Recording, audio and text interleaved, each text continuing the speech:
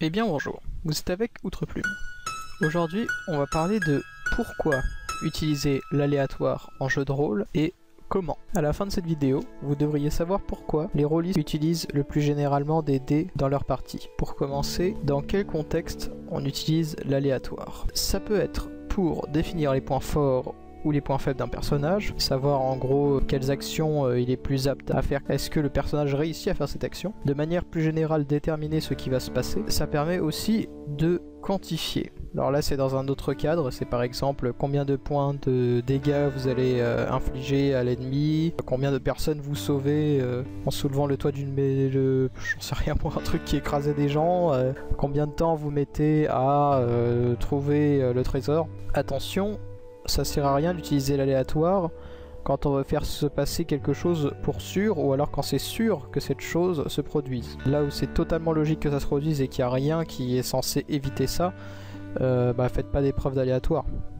Ça sert à rien par exemple de demander à un joueur de savoir s'il peut ouvrir une porte alors que la porte n'est pas fermée à clé par exemple, et qu'elle ne demandait qu'à être ouverte. Si un joueur essaye de briser les règles du monde par exemple, ne lui laissez pas la possibilité de lancer un dé pour savoir s'il réussit. Si on a défini dans ce monde que les êtres vivants sont soumis à la gravité, eh bien du coup cette personne ne peut pas essayer de voler juste en claquant des doigts. Si vous êtes sûr que tel personnage doit mourir, pas besoin de lancer de jet pour estimer les dégâts vu qu'il est mort.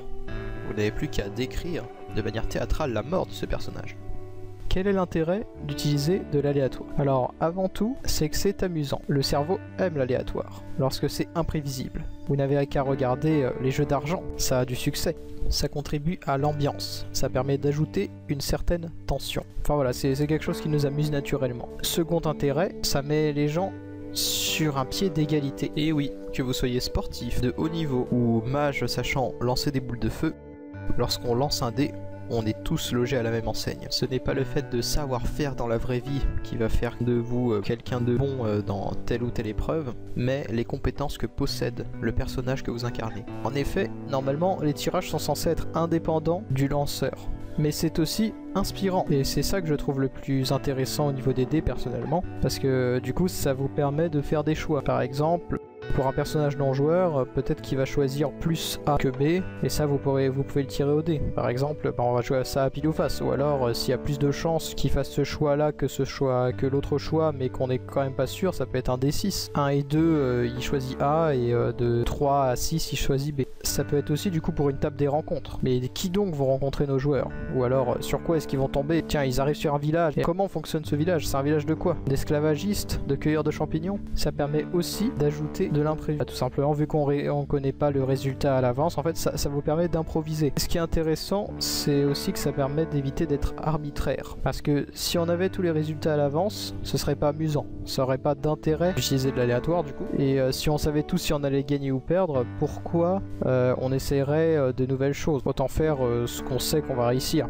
Là du coup finalement ça permet de donner une nouvelle liberté de choix, parce qu'on va pouvoir faire des choix sans savoir si on va les réussir ou non. Et donc toujours pour éviter d'être arbitraire, tout simplement. Donc si c'est pas quelqu'un d'autre qui décide si vous réussissez ou si vous échouez, bah du coup on aura moins une impression d'injustice. On est alors en droit de se poser, mais comment donc définir l'aléatoire? Et je vais vous répondre ça très simplement avant de rendre ça ensuite plus compliqué, en faisant des probabilités. C'est comme ça qu'on définit de l'aléatoire.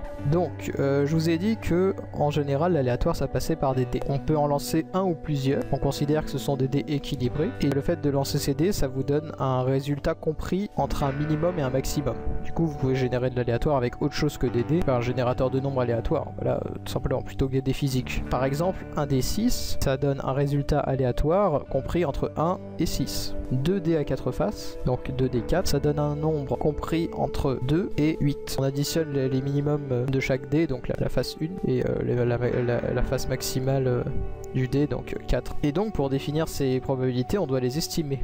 Par exemple, pour vous donner un ordre d'idée, pour trouver le résultat moyen d'un jet de dés, vous additionnez le minimum plus le maximum.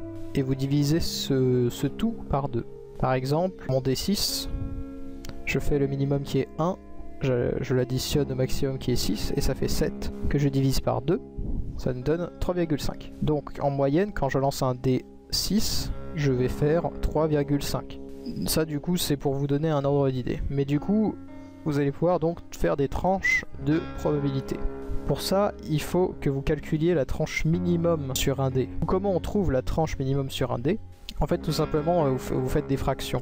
Une face sur le dé X, c'est égal à 1 sur X.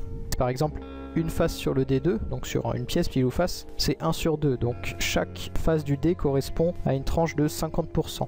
Avec du coup, si vous voulez qu'un événement ait 50% de chance de se produire, vous pouvez le mettre sur un dé 2, sur une des faces du dé 2. Un dé 4, du coup, un quart, 25%, D6 environ 16,5%, D8 donc un huitième, donc 12,5%, D10 10%, D20 5% et le D100 qui est du coup 1%. Donc à partir de ces tranches de probabilité, vous pouvez donc les utiliser pour influencer l'aléatoire. C'est ça qui est intéressant en fait, et c'est grâce à ça que vous allez pouvoir dire cet événement a tant de pourcents de chance de se produire. Imaginons sur un D100. On va avoir les caractéristiques de personnages. De manière générale, dans ce système d'exemple, on va dire qu'on a 50% de chance de réussite. Il faudrait faire donc un nombre inférieur ou égal à 50. C'est moi qui l'ai défini, c'est comme ça. Mais du coup, on peut influencer l'aléatoire en disant quelqu'un qui a de la force a plus 20% de chance pour réussir des actions liées à la force. Donc, si on veut dire que cette personne a plus 20% de chance de réussite, en l'occurrence, on va additionner à ces 50% de réussite ces 20%, sachant qu'on a dit qu'on était sur un des 100 et que du coup la tranche de probabilité la plus petite était de 1%. Là je n'ai donc pas de souci pour arriver à 20, alors que si j'avais eu par exemple des tranches de 50%, ça aurait été dur de faire plus 20%, ou alors des tranches de 25%. Enfin bref, là vu que j'ai des tranches de 1%, c'est facile d'arriver à 20, vu qu'on a juste ajouté 20 tranches, chacune de 1%. On peut donc faire 50, qui est notre taux de base, auquel on ajoute 20. Et donc du coup, là on pourra dire que pour réussir une épreuve de force avec son personnage, vu que notre personnage a plus de force, lui il a 70% de chance de réussite, donc faire un nombre entre 1 et 70, et plus 50. Nouvel exemple avec une table des rencontres, que j'ai baptisée la route de la musique. C'est une route sur laquelle on rencontre beaucoup de musiciens. Je vais donc déterminer que la probabilité de rencontrer est de 50%, donc une chance sur 2. On peut aussi y croiser des étudiants, en magie par exemple, mais ça du coup c'est moindre, disons 25%. Et ce qu'on trouve encore moins, c'est des marchands dans la zone, par exemple 12,5%. Et du coup pour ce qui reste, donc en fait il reste 12,5% encore, je vais dire que vu que la route est très fréquentée, en fait du coup c'est le pourcentage restant de ne croiser personne. Donc du coup pour simuler ça, le D8 convient le mieux. Donc 50% du D8 c'est donc 4 faces sur 8. Donc de 1 à 4 il rencontre des musiciens. 25% ça correspond à 2 faces. Donc de 5 à 6 il rencontre des étudiants. Le marchand du coup ce serait faire 7. Et 8 ce serait ne croiser personne. Bon après vous définissez les faces comme vous voulez, hein. Si vous voulez que beaucoup de musiciens ce soit de 5 à 8 c'est possible aussi. Ensuite à propos des dés, je vous dirais choisissez les dés que vous voulez. Il y a deux méthodes de faire pour utiliser de l'aléatoire.